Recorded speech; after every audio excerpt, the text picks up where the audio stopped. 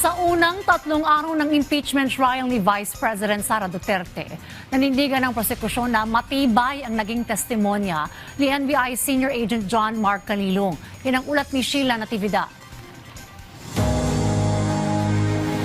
Hindi po natibag o hindi nabutasan ang testimonya na inilatag o ibinigay ng ating witness. Ito ang paniniwala ng House Prosecution Panel sa kanilang ipinresentang unang testigo na si NBI Senior Agent John Mark Calilong sa ikatlong araw at unang linggo ng impeachment trial ni Vice President Sara Duterte. Sa naging cross-examination o pagtatanong ng depensa, siniyasat nila si Calilong tungkol sa mga dokumentong isinumite nito, kabilang ang kanyang mga sworn affidavit at mga record mula sa investigasyon ng NBI. Nagpahayag naman ng objection o pagtutol ang prosekusyon. Ayon kay Private Prosecutor Attorney Amando Virgil Ligutan, nang lilito lang ang ilang tanong ng defense team at nagbibigay ng mga impormasyong hindi pa naman naaprubahan o napatutunayan sa impeachment court. For the record, Your Honor, please, that document is not yet presented in courts as a documentary evidence, Your Honor, please. So highly improper for the defense to elicit that document through this witness precisely because this witness did not yet identify the affidavit of investigation. Pagkatapos naman ng pagdinig, sinabi ni House Impeachment Advisor Robert Ace Barbers na nabigo ang depensa na pahinain ang testimonya ni Calilong at i-impeach umano ito bilang witness.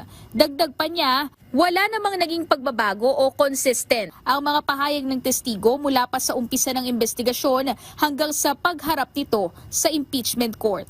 Yan ay isang magandang development at aming nakita na sa susunod na mga araw mailalatag pa rin ang mga ebidensyang inihanda ng ating prosecution panel.